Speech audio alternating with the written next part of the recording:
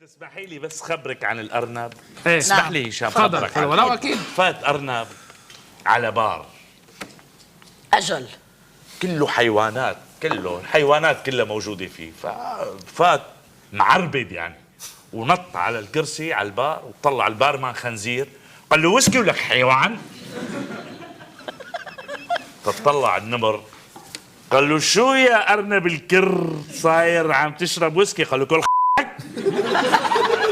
هاي المخطط المموه اللي يمسه ما بيفزعنا لك حيوان بسلخك انا وبعمله جزمه الي لجلدك، ولا ما عجبك طلع لبرا لك.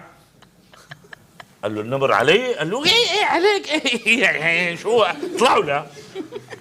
فالحيوانات صاروا يضحكوا انه هلا بده ياكل النمر. طلع النمر طلع ورا الارنب، خبط وغبره وعياط وصريخ النمر وصل لعند السماء.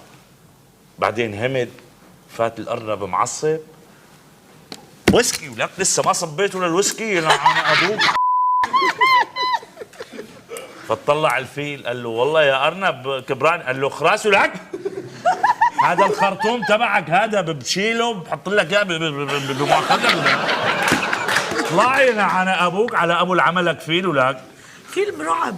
طلع غبره وخبط الفيل، صراخه وصلت للسماء. وبعدين همدت الحكايه، فات الارنب معصب اكثر، طلع بالحيوانات كلها همدت ولا حدا حركه. بعد شوي مد راسه الديناصور، طلع بالارنب قال له شو ابن خالتي، اسا في حدا عم يزعجك شيء تاني؟